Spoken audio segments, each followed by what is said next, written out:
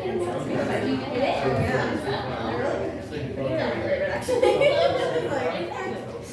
think they're the ones that got thrown off for the hazing scandal. No, they were on probation. Okay. And then if somebody came and fell asleep under a wall, he wouldn't do it. And he said, "Oh, you can arrest her." Nobody wants to be involved. All right, alumni group, appreciate it. Thank you for having me. This is the first of a series. We're doing a Pitt Perspective series. We had a discussion, no, it was Alexa. First off, I want to thank Sydney, Sarah, Alexa for organizing this series and doing a killer graphic design package and promoting like crazy. It's been fantastic. I know I've been sending out emails and invites, really enthusiastic about what we can do with our departments, whether it be the School of Fine Arts, the School of Law, Engineering, so many different areas of study that have meant so much to us and have gone everywhere around the world. And we're here in New York City doing our thing. So I wanted to speak about a couple things. First off, I have a special guest with me. Because as I've made, as a flyer has said, I've been talking about the balance between having a career in real estate and a career in contemporary art. And one thing I've learned over the past 2 decades being a student is the value of partnerships. So I have somebody special speak with me. That's going to be Kristen Hodges of West Wells Fargo. As I've gotten into real estate, what I've learned is that where's that discussion going? It just starts at, hey, can you help me find a place? But it also goes, well, we need another thing to make mortgages. We need to have attorneys. There's quite a few things that are needed in securing a home. I want to focus on our neighborhood. We're in Midtown East, okay? We're close to, what do I know about Midtown East? Nothing outside of a Ramones song called 53rd and 3rd. It's going to be the first of 2 Ramones references I'm going to make, okay? But this is Midtown East from above. I take a lot of pride in taking photographs of all of New York City, whether I'm doing tours for somebody or previewing a new development. We have the Minuet right here, 244 East 52nd. We have the Celine on 53rd, and we have where this was taken, 111 West 57th Street, which is just a little like that way, on Billionaires Road, of course. That is, of course, aspirational real estate. That's not everyone's reality, but it gives us something to work on. If now's not your time to get in to buy, maybe that's something we can talk about in 2 years, 3 years, 5 years. When we start the discussion now, and I show you my methodology, and I become a resource for you. That's what I'm interested in doing. But I want to talk about my time as a student. I want to start with this. I want to start about from the Pitt perspective to now. Okay, so when I was Pittsburgh is about bridges, right? Whether you're from there like myself or you're just getting there, you go, that's a fuck ton of bridges, okay? Whether you're in Venice on a vacation, that's a lot of bridges connecting a tiny little place that's wedged out in the middle of nowhere that is a city of about, 500,000 people or something. But what you learn is you see faces around very quickly. You learn to network. And I think that's something, especially as Pitt graduates, and I've been to several schools, postgraduate and did a couple of study abroad things, they don't have the ability to network the way we do. The bridge building becomes part of us, which is really fascinating. So when I was a student, I was, give you a little backstory. When I was a student, I was studying art, okay? I'm country boy from that area, all right? I know nothing about art, okay? I knew that the sun came up that way and went down that way, and the tumbleweed went that way, all right? But I did Pitt at the time did some incredible study abroad programs, and I went everywhere, okay? With the premise of learning something when I got to that place, whether it be South America, Peru, it would be London. It was Norway, it got into Sweden, it got all these different places. And something I noticed I was able to do was I found great apartments when I got there. Okay, there was student housing, and I go, fuck that, what are the alternatives? So I got into, there were 80 students staying in London that semester, and I said, I want to stay with a family. I went to South London, I went to real British experience. Did the same thing when I went to Finland, when I went to Norway and such, where I just went up to people and started talking to them. And they go, absolutely. Or you go back and they go, sure. And if you're coming back, I get this, I remember meeting you. My place is available. If you're going to be back in town, here you go. Maybe it was a different world back then, but I believe in that level of trade and trust. And that started when I was a student. Now, graduating, and we're going to get to the good stuff soon. In graduating, I started working for something called the Mattress Factory. Mattress Factory was a contemporary art museum in North End. Yes, yeah. And so so first off, I'm going to say, because we're talking academics, I'm going to thank David Wilkins, I'm going to thank Frank Toker from the departments of HA&A, because they were the ones that got me enthusiastic about not just making art, but actually studying it and being able to analyze and write about art. And that took me that brought me here, took me everywhere else, okay? And I'm still a practitioner, but I'm still enthusiastic, and it was those two. When you have great teachers behind you, that lasts forever, okay? So I want to thank them by name. Two other names, Michael Leishman, Barbara Luderowski, curator and director of the Mattress Factory Museum. They took an empty space in the middle of nowhere in the north end of Pittsburgh in the late 70s and turned it into something. They turned it into 4 floors of contemporary art space, and their lofts were on top. See how I'm getting the real estate here? They were, and these apartments they have, art collections, they were absolutely incredible. And as I'm going around traveling, I'm doing, after I graduate, I graduated Pitt, I have my first art showing in a gallery, I'm selling art, I had opportunities to go elsewhere. Like, this is fantastic, right? This is exactly what you should. You should be like studying and worrying about getting a job. I'd already been gainfully employed as a student, and I'm going off to Europe, opening media offices for the exhibitions I was working on, by the Starkitects that have built a lot of these luxury apartments, okay, in Chelsea and elsewhere around the city. And again, I'm going to show a lot of gratitude, and I'm very happy with those times. So I have everything written down here because I put a lot of time into this. And then going around having different residencies, right? So as a professional practitioner, I have residencies, again, all over Scandinavia and Europe. I then get asked, people say, can you help me with X and X? So can you help me buy art, okay? I'm doing things such as, being a judge for art competitions, and people say, can you help me buy, all right? Fantastic, where do we want to start? Warhol, another Pittsburgh name.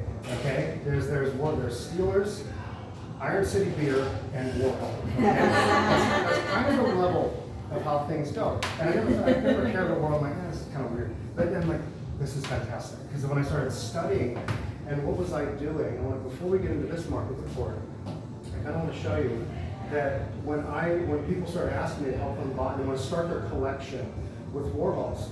So, this is something that I was doing. I was making this on InDesign because, again, I'll thank my art professors, Bobby Lee, Ken Batista.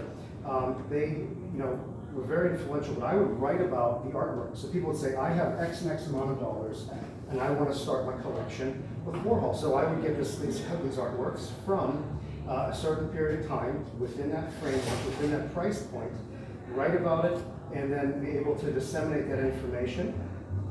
And so people would have a better sense of value. So they understood, you're spending $70,000, $120,000, we got up to $250,000 at some point, buying these things. I'm a proxy buyer, buying for anonymous, okay? And I'm thinking, wow, somebody asked me to do that. I didn't know that was a job. I'm doing this. Again, I'm traveling.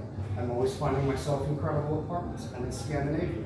These things have saunas, they have patios. There's the Northern Lights. I can help you find a sauna and a patio and premium in this town. The Northern Lights, sorry. I hope nobody's promising you that in my position, okay? So I want to get back to, where's my thing go? I want to get back to this a little bit. And then, at some point, I did my 4th residency. I'm in Scandinavia. I go over to Norway. I've been going to Norway for 5-6 times higher. So see, I think I'm in Norway for the 5th or 6th time. And I just had my first solo exhibition, okay, here in Brooklyn. I then go over and I have a professional residency in 6 months up in Stockholm as an assistant and everything. And I go back to Norway because I love the fjords. I love the forest and ocean and mountain all come together right on the coastal periphery of Europe there. And then I've been up these fjords so many times, and I'm going, what's next? What's next? Right? I'm getting a milestone birthday. What's happening after this? I said, you know what? I really enjoy finding myself apartments, helping people find apartments, and subletting my place. Everything's working. Why don't I just get licensed to do this? So I do this. I go work for all the difficult brokerage firms. I don't know anything. I get licensed. I do it DIY. I don't buy into packages. I just go to the library and make this thing my own. Okay, study it, and 6 weeks later, I start getting into the industry. Okay.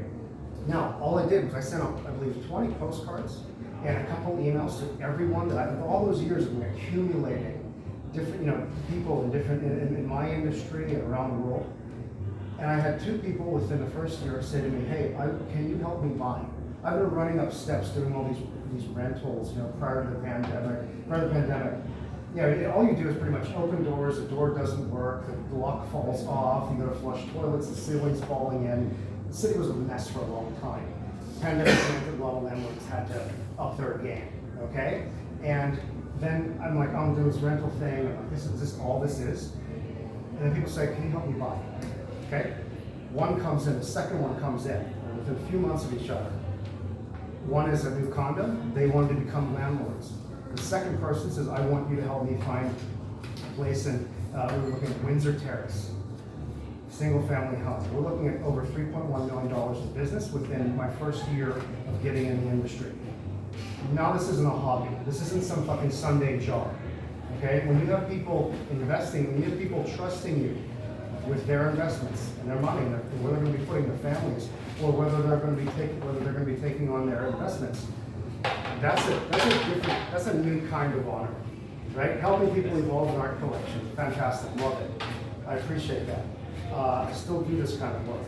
Wow, having someone turn to me and say, you know what? And I know there's people there's 40,000 people licensed to do this in the city, but it's the same 40 people all the time. You ever notice that? 40,000 kebab stand owners, 40,000 real estate agents, 40,000 haircutters, 40,000 taco salespersons. But there's always a top 40, okay? So I said, when I'm gonna get into this industry, I'm gonna understand, I'm gonna work with the best. I'm gonna have my practice. And finally, at this point, I'm doing this every day, out there every Sunday, develop a practice that fits me, it's customer centric, okay? I'm working buy side. I'm going to have a buy side conversation. I'm going to have people like Kristen in this discussion because I see a bit more opportunity, and that's a lot of fun for me, right? Helping them, going out and seeing what's new, seeing what's available, doing things like this, taking my photography, my background, my expensive cameras, going up to wind up at 111 57th that day, and I'm holding on to the wall because it's that's a vertical building, right? It's Did you insane. get outside? Oh yeah, I went outside on the patio, and I'm just like camera here and holding on. It's really All of your terrifying. life. But this This is you took this actual Yes, photo? that's my photo. Oh, Yeah. nice. But all the photos. So part of so me and Kristen, we're gonna so Kristen and I have a YouTube, an Instagram series where we just go out in our neighborhood and we talk. Okay, we talk about different parts of the neighborhood, and so we just do our videos cute. right here. And I do these market reports as well. Okay, so then if you name a neighborhood, all these photographs are mine. And if you ask me to go look for something for you, I'm out there. Okay, this isn't theory. This is to me. This is practice. This is me getting intrinsic about it. Again, it goes back to what I learned at the Mattress Factory. The curators were hands-on. They were artists. They were investors. They did not leave any stone unturned. They did not leave at 5 p.m. They were there the whole time. Take that approach, that hit approach. Okay, and so when I come through here, just to mention this before I hand it over to Kristen, I moved my slide a little too fast. I wanted to kind of give it to the audience and say how many actual recorded sales were there in the past year in this zip code alone. You would say 7,000, 70,000, 105, okay? 105 condos, that's it, for 1 year. Condominium, now co-ops are a bit different, that might be a different market, but let's talk condos, right? You know, we want to start there, and then if we want to go talk condos, that's fine too, but let's just for the sake of the evening, because we're doing this, and then, like, I guess they have bingo coming in or something, and, you know. And we have all this amazing food that we have to eat too. So 105 condos in this neighborhood, okay? Think about this. Average price per square foot, $2,700, just over $2,700. Up 20% year over year. Up 20%, okay? Think about this. We're wedged against that river, that ocean, and that continent. New York City always gains value. Always. People say, well, where should I invest? I can't recommend that. The law prevents me from recommending neighborhoods. Let's talk, let's go explore, and you make a decision. Okay? That's what's fascinating to me. Helping people like this. Look at this discount here. This is from OLR, and I have this as a prize. This comes in on your phone. It's not some old school presentation like I was doing a long time ago in InDesign. This is completely AI. And of course, it has to be approved by the state before I disseminate the information. But it's completely interactive graphics on your phone. You show me where you want to live, or where you're interested, and we go out and look. And you have, again, I take part of this, my photography, and you know, figures that are recorded by the state. But look, 159 days on market, 7.7% in discount. That's not a huge variation. There's not a lot out there at this time in this neighborhood. So there's an incredible amount of value, and that's only growing. So I'm really fascinated with this. That was right on time. That's my cue to give it over to Kristen. Give myself saying, okay, now son, shut up. But there's something that really motivates me to do. I love doing it. I love the work. I love waking up and dialing myself into whether it be Urban Digs or OLR here, understanding the data, talking to brokers. You know, if you say I want a townhouse in Windsor Terrace, condo in Kips Bay, I know who works those markets. I love working, helping new-time buyers. I want people to say, I'm firing my fucking landlord because I'm sick of renting, okay? That's a big leap. When people say, is this really gonna happen? I really just wrote my last rent check and I'm moving out and the lease is over. And you say, this is on. You're gonna build that confidence and build that trade and trust. I learned that at Pitt. I learned that from my time there. And partnerships at this time are more important than anything. And I'm giving that over to Kristen Hodges right now. With the pleasure of working with. Thomas, that was wonderful, and I feel very lucky and special to be here amongst you. I am not a graduate of your university.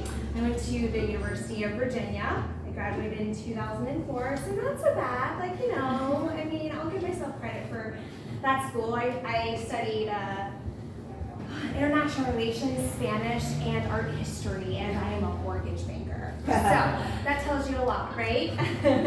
I think that the important thing is that being able to translate everything that we learned, as Thomas so gracefully demonstrated, in our education into real life, right? And that is certainly what he does, and I love working with Thomas. So if you are in the market and you're going to start looking, I certainly recommend working with him and hopefully with me too. I'm going to pass this information out. If you guys, I've separated it into little, thank you. So I've been with Wells Fargo for 23 years. And I started at First Union, then Wachovia, then Wells Fargo, specifically in residential financing since 2012. So I've seen a lot of different changes, certainly in the market. Of course, the Fed announcement came out today, so this is a great moment to be talking with you about financing. The Fed did announce that they're cutting the Fed funds rate by 0.5%. A lot of people think that's going to impact mortgage interest rates, but it doesn't have a direct impact. It certainly is going to impact those people out there that have home equity lines of credit on their homes, or securities-based lines of credit on their assets, their investment portfolios. It doesn't impact mortgages. And the reason why it doesn't impact mortgages immediately is because mortgages are tied to the mortgage-backed securities market, MBS market, as well as the 10-year Treasury bills. So if we look at what happened in that market today, there wasn't a ton of movement because there was already an expectation in the market that this was happening. So last week, actually, we saw really great movement in interest rates. And I think there's just been the expectation and the anticipation that was already happening. So I'm here in the city. I do finance in all 50 states, but maybe if you all are willing, show of hands, are you all first-time buyers, maybe? Do you already own property? Are there any specific subjects you'd like me to talk about like right now? Any questions? Not to put you on the spot, but certainly if you have a specific question, then please let me know. I would love it to be a little bit of an active conversation, but no pressure. I can talk for hours. I'm not going to talk for an hour, but I can talk about mortgages certainly. So yeah, just putting it out there if you do have questions. So just a quick, I'm going to bring it back to the basics because I think that's really important to understand if you don't already own property. When you go into the process, you'll work with Thomas and he will be your advocate in finding the right place based on what you're looking for. At the same time, I'm working with you to work on a pre-approval. The pre-approval is typically good for 4 months, 120 days. And the reason why it's good for 4 months is because I request credit reporting, and credit reporting is good for that timeline. And typically there are 4 things that underwriters look at when they look to approve you. So one of them, of course, is credit. The FICO scores that are used are called FICO scores 2, 4, and 5. They're not actually the same FICO scores that you see out there in the universe. So like if you log on to your bank's website, you can get your free FICO score. That algorithm is FICO score 8 or 9. It's a good idea of where your credit score is, but not exactly what I am receiving as a mortgage lender. But typically anything in the 700s and 800s, the highest score is 850, is when offer you the most favorable interest rates on whatever mortgage you take out. So credit is a big part. If you don't have credit established, there are certainly ways to do that, and I'd be happy to speak with you about that offline. The second thing, of course, that the underwriters are looking at in our city especially is the collateral, which the collateral is typically a condo or a co-op. Condos are real estate that you're purchasing. Co-ops, as Thomas mentioned, are a little bit of a different beer, but they are actually 70% of the real estate in our city, so you should know what they are. They are businesses that you're buying into. So instead of getting title and a deed on a condo, you're getting a stock and lease certificate and a stock and lease, a proprietary lease on a co-op. So that's kind of with a property, it's not only you that has to be approved, it's also the building that has to have financial health. And certainly if there are buildings out there that you're interested in looking in, you could reach out to us and we can let you know, oh, this building looks great, I've recently financed the building, or I could say, oh my goodness, this building has a construction litigation. Like this is not something that you want to tap into right now, or let's see what's happening with litigation. We talked about credit, collateral. The third thing is capacity to pay, which is also known as your debt to income ratio. So most of the time, lenders are looking for your total monthly debt to be less than 45% of your total monthly income. Gross income if you're a W-2 employee, net income if you're self-employed. And that's a really big piece of information to kind of figure out, and I'm happy to do that with you. Co-ops can be more stringent in that they want to see your debt at less than 28 to 30% of your income. And then the last thing underwriters for mortgage lenders are looking at is your capital for, of course, down payment and closing costs. Now, there are some situations where you could put down as little as 3%, right? There are a lot of first-time homebuyer programs out there. Most people do put 20% down. For some co-ops, they could be anywhere from 20 to 50% as a down payment. So again, this is a really important thing just to know in advance and preparation before you go and look at property. I have several flyers here. So the first is just my bio. Most lenders, if you have investment portfolios or assets at a lender, they will be offering relationship facing. So certainly you can check with your lender. I would love the opportunity for you to transfer assets over. The second flyer is really just explaining the difference between a pre-qualification, a priority buyer, a pre-approval letter, and a credit approval. And the most common is the pre-approval letter. That's most widely accepted by folks like Thomas. The third sheet I have here is today's interest rate. So I had John, my associate, print this out for me today. And so conforming rates are for the smaller loan sizes, typically the loan amounts under $766,550. That's the conforming loan limit in 2024. Where you can see today the 30-year fixed was at 5.75% interest with an APR at 5.867%. This is quoting with paying points, so points are money that you would pay to buy on the rate, but still, that's a really great interest rate. The last year we've been seeing rates in the 6s and the 7s, so we can see there's been positive movement. Jumbo rates, which are very typical for our city because our real estate is kind of one of the most expensive in the country, would be for loan sizes over $766,000. And you can see here that most of them are in the 5s with some kind of points. So I think that what I want to leave you with here is that it's not impossible to own your first home here. I live on the Upper West Side in a co-op. I purchased it in 2016, which was the height of the market. I probably have, right now, it would sell for $100,000 less than what I purchased it for. But it was the right time for me. So just because mortgage interest rates are higher than what we've seen for the last 20 years doesn't mean that it's not something we can entertain. And I think Thomas and I both feel this way. I wish when I was in my 20s and my 30s that I invested in real estate. Because like Thomas said, New York City is an amazing place where it is a good investment. Real estate is not, it will ebb and flow from year to year, but it's not going to be going down necessarily. I knew I was buying in a high year. I wanted the apartment. I overbid for it and I was okay with it, but I've been paying my mortgage down over time. I've been getting mortgage interest deductions on that property, and that was the right time for me. So I'm going to leave you with that. And to add into the art world, because I would be remiss if I didn't say that I was a dancer as well. My mom was a rockette in the 60s and 70s.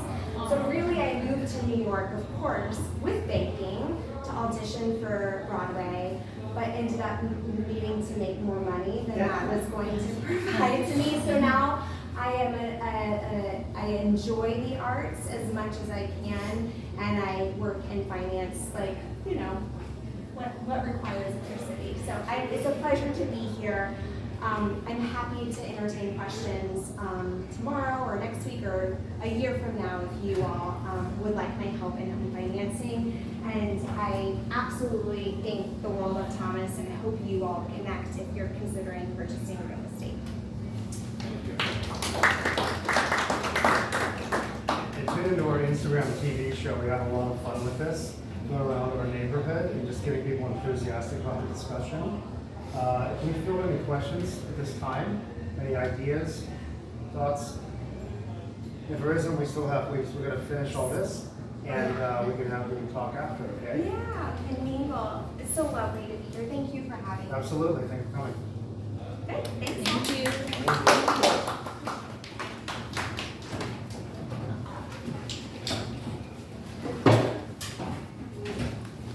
Okay, music. Music maestro.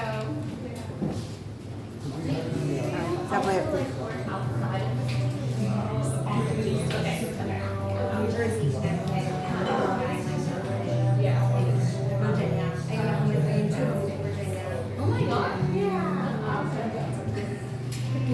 Actually, do you my boyfriend actually is starting a legal and start working. I'm originally from the next block, which is his, obviously. Yeah. I think they're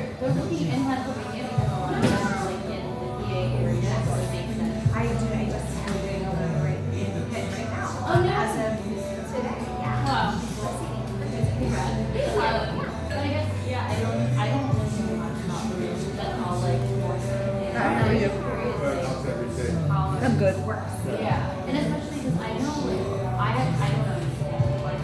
I did not go to good. Yeah, I'm just afraid of promises. Nice talk, right? Yeah, it was good. Promises by the weeks at a time.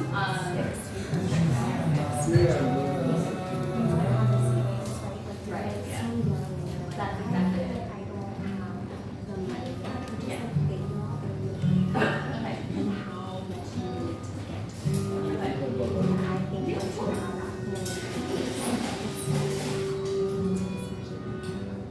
Yeah. Yeah, yeah.